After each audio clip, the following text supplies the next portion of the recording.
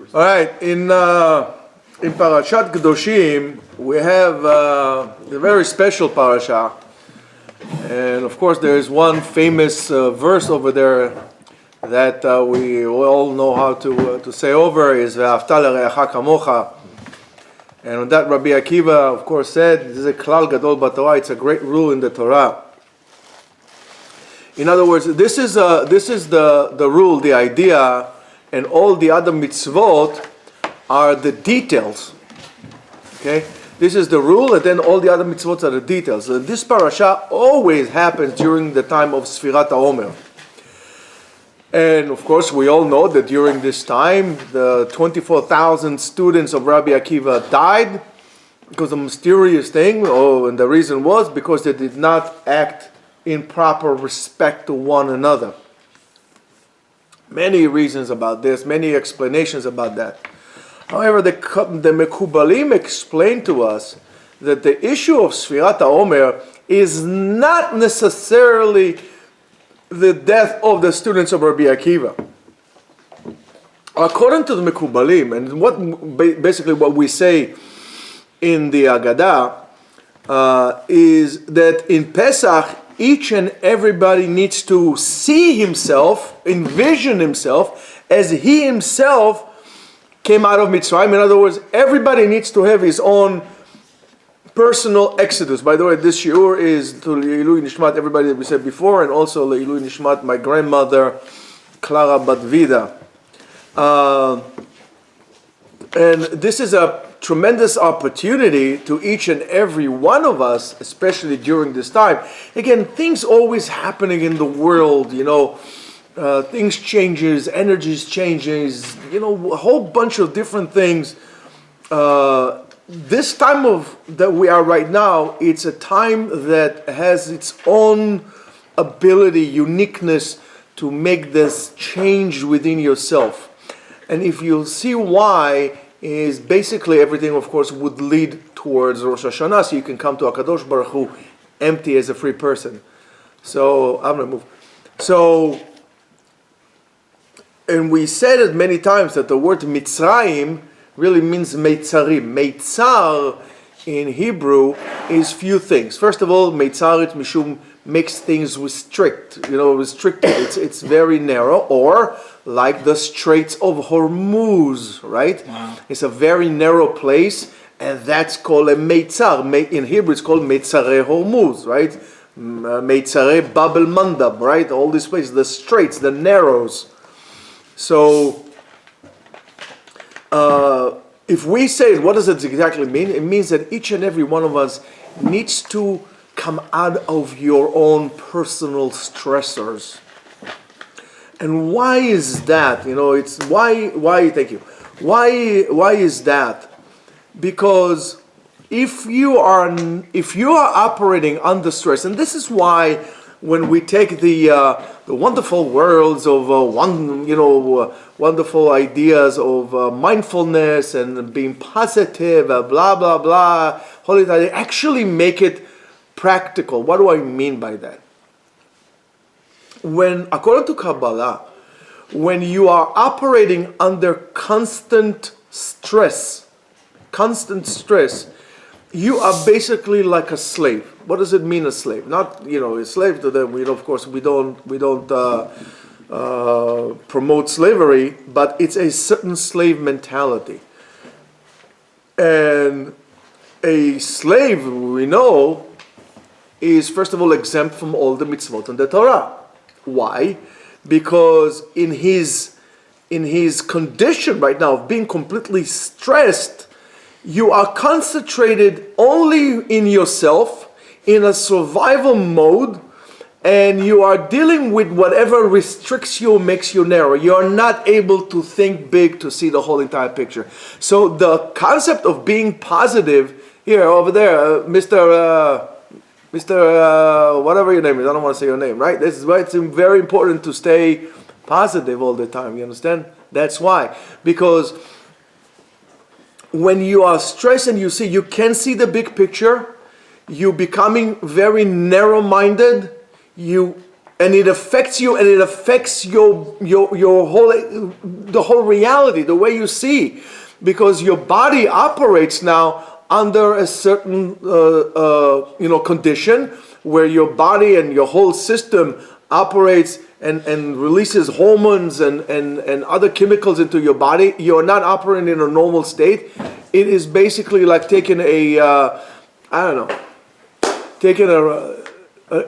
very reliable, let's say, motorcycle. Let's say, for example, Rebel 500, right? Let's say okay, good between 300 and 1100. Rebel 500, very reliable. You can ride it for many years.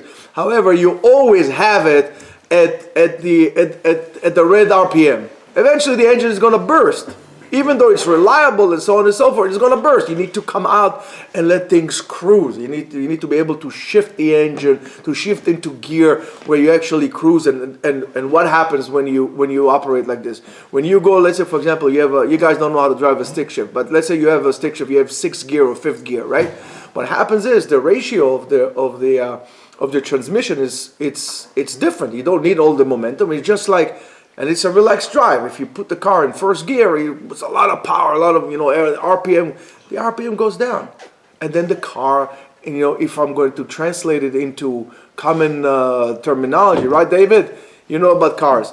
So what do we say? It has 50,000 miles, but highway miles. Really, what difference does it make? Highway miles or city miles? Oh, there's a big difference between highway miles and city miles. Big difference. So. When you are in this stressful situation, you first of all becoming in a way selfish because you only think about yourself, and you can't think of anything big. You can't think of anything, to see a big picture, to actually basically enjoy life. As somebody says, every man dies, but not every man lives. Get a motorcycle. No. So, and why is that? Because we are operating always in stretch. I do believe that somewhere along the line, listen, I hate conspiracies and I hate the whole entire thing, but there is a certain initiative here that wants to keep people always stressed. So they will concentrate on themselves. They're not going to care about caring one another. Basically, it's a way of divide and conquer our society and us as people. So when a person is like this, he cannot see the whole entire picture. It cannot fulfill the biggest mitzvah of all, which is love your fellow human being. You can't do it because I'm in a survival mode. For example, if it's a philosophical question, without getting into a whole bunch of things. But let's say you have two people.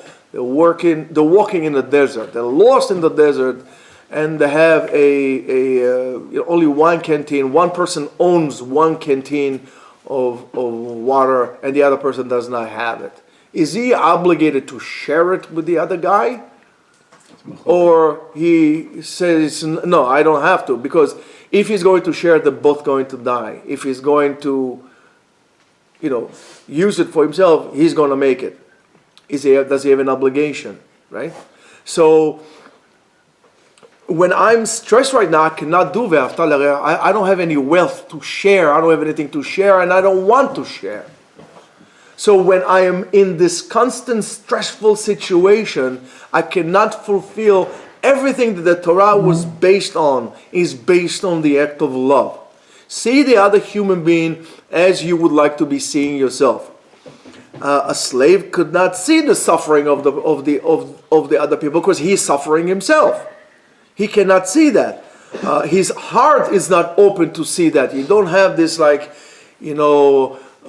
luxury to be able to see the pain of the other person, to actually help him out. That's what it is. That's what it is. And I need to get through another day. So comes the Sfirat HaOmer, comes the time of Sfirat HaOmer, and it actually comes to teach us something else. It comes to teach us love. And I mean, today they posted it about love, but it wasn't about love. This is not like Donna Summer or whatever. It's not. I'm not Dr. Ruth over here or Dear Abby, to that matter. It's just a matter of universal love. Let's put it this way. And even more than that, love and unity is the same word. Love and unity is the same word. Without love, there's no unity, and if there is no unity, there is no love. And it's true for a nation, it's true for spouses, it's true for anything. So, if we don't have love and we don't have unity, we cannot receive the Torah. These were the conditions to receive the Torah. The Torah was given to us. The Torah was given to us when we stood under Mount Sinai as one nation, one body, keguf echad. Then we could receive the Torah. And it is very important to understand that. If we are not going to unite under something positive, like our Torah, if we're not going to unite, the Torah is going to be taken away from us and it's going to be given it to those who could perform love. And if you are a person who so-called learns Torah, and you are a dividing person, you are a person who cannot show love to people. I don't know if you are entitled to the title of a Ben Torah or a Torah scholar. It's impossible. Impossible. That's why I feel very uncomfortable when I hear people saying, Torah people, supposedly Torah people, the secular Jews, that is, it irks me. If this was your son or your daughter, you would say the same thing. Would you? There are halachot, there are laws, but I'm talking about here about a notion of emotion. I'm not talking about a law, I'm talking about emotion, your feeling about that. I'm reading on stories upon stories upon stories, and it's like, shakes me to see the heroism that some of the people on October 7th were able to sacrifice. Some of those women, they were not women, they were lionesses. How they were fighting and saving people without thinking about themselves. It's unbelievable, unbelievable. So, we are talking about here receiving the Torah. Now, regarding the Talmidim of Rabbi Akiva, right, it's a very interesting word. It says, Mishum Shema Lo Nahagu. What is Nahagu? So first of all, how do you say a driver in Hebrew? Nahag. Nahag. How do you say a tradition in Hebrew? Minhag. You see, it's all together. Basically, linhog is either to drive or to conduct yourself. So now, the Chachamim, they just use words. They knew exactly what they were doing. So when they say, Lo nahagu kavod ze bazeh, what does it mean? It doesn't mean that they just did not act nice to one another. Linhog kavod is they did not lead one another to an appropriate place. Linhog mishum, like a driver, right? And not giving respect to one another means that all the Talmidim of Rabbi Akiva, those who died at least, with all the great, tremendous learning, we're talking about people that were Tanaim, tremendous learning of Torah, did not conduct themselves appropriately. They did not lead one another to the appropriate place. And with all their great knowledge, they did not want to share it with an open heart with one another. I know what I know. Why should I share it with you? Why should I share it with you? I worked very hard on my Torah. I days and night and days and learning and giving up on the pleasures of the world. Why should I share it with you? That was the attitude. That was the attitude. Why should I share it with you? Right? That's why comes Parashat Kedoshim, falls every year during the time of the Omer. Why? To remind us that this is the time to actually work and to put the effort to concentrate on Ve'ahavta l'reacha kamocha. Kedoshim, holy in that matter, right, is by doing the opposite of what they did, and to a certain extent the opposite of what we did. Kadosh is not necessarily a person who sits there and rolls his eyes and goes to what do you call this? Ayahuasca, whatever it is. Ayahuasca, whatever it is. This, who sees mushrooms and does all, there's like vision. That's not a holy person in our determination. To us is the one that we call holy of holies, right? Who is that? HaKadosh Baruch Hu. What is HaKadosh Baruch Hu? Gives us everything for free. Gives us everything with His goodness to us. So, in order for us to be Kedoshim, we have to give what we call Ahavat Chinam, an unconditional love. Ahavat Chinam here, it's not free love. Free love is something you get in Woodstock. And then you have to pay a co-payment to the doctor, but that's a different type of free love. Here what we're talking about, free love, is unconditional love. An unconditional love to one another. And that allows the flow of abundance, of goodness of HaKadosh Baruch Hu to come down to us. That oneness. Why is that? Why is that? Why that love allows the blessing of God to come to us? It's very simple.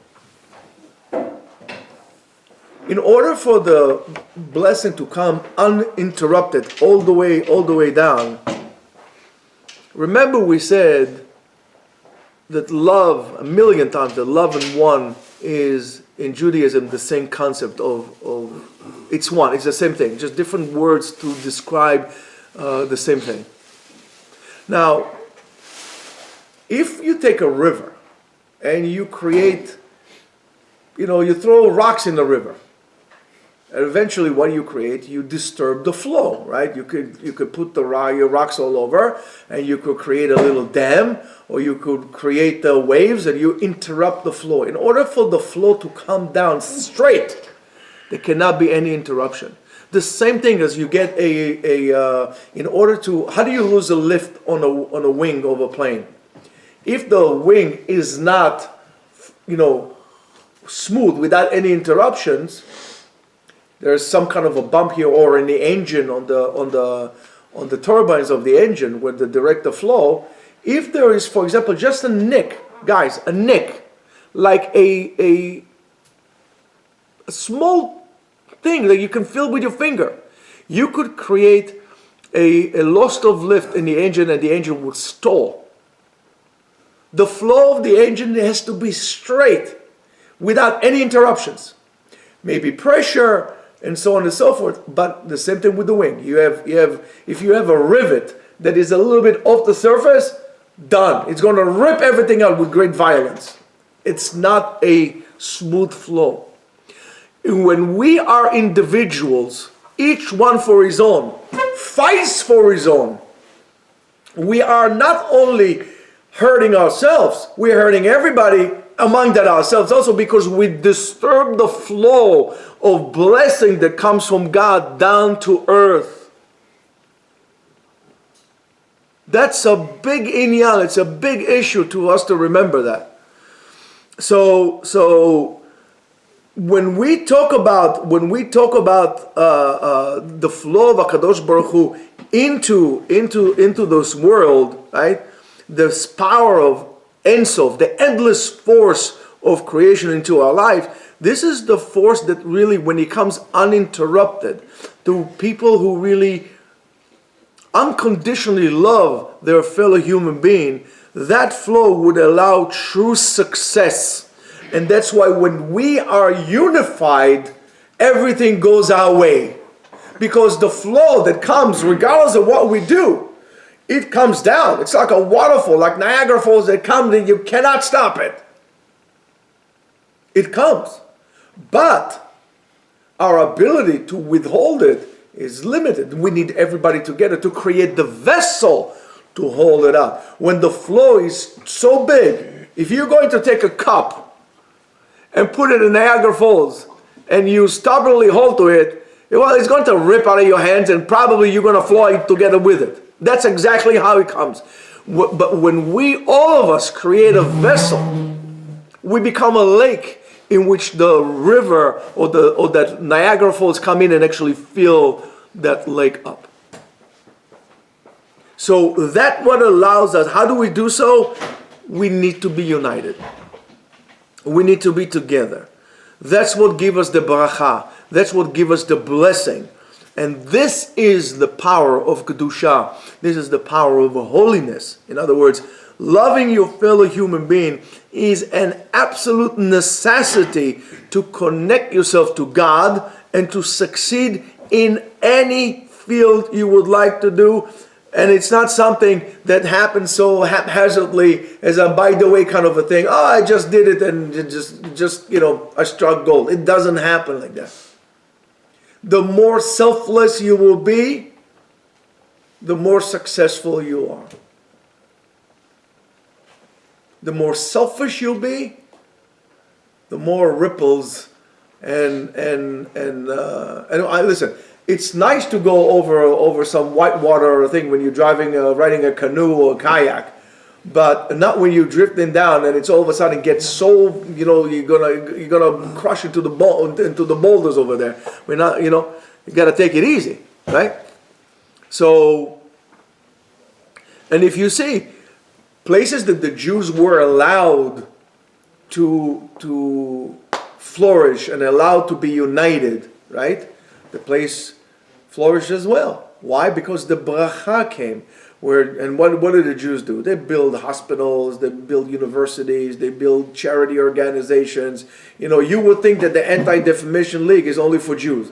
I mean, unfortunately, well, I wouldn't say unfortunately, but somewhere along the line, I guess, they forgot their thing. They're helping every person around the planet. But they forgot about us a little bit. But look, we created an organization that helps people in need. All people. That's the blessing of the place. You stop with this, you stop breaking people apart, the blessing goes away. The parasha starts with the word what? Kedoshim to you. You should be. In other words, if you look at this from a plain point of view, it looks like a commandment, right? To you, right? However, the Zohar is very particular about this. The Zohar says to you is not just a commandment, but also a promise. Tihiyu is you would be in the future. Kedoshim, holy you would be in the future. And this is not a commandment, thank you. It's not a commandment, it's actually a promise. It's a promise that if we would act in the matter of unconditional love and unconditional care, in the future we will be holy. How? In the way of Ve'afta l'reacha kamocha. That's how we're going to do so. In unconditional, you had unconditional love to your fellow human being. God will have unconditional love to you. This is so different than, for example, the concept of turn the other cheek. Turn the other cheek is not Ve'afta l'reacha kamocha. The concept of turn the other cheek was turn the other cheek when the Jew hits you, so like this you can take his part in the world to come. Right?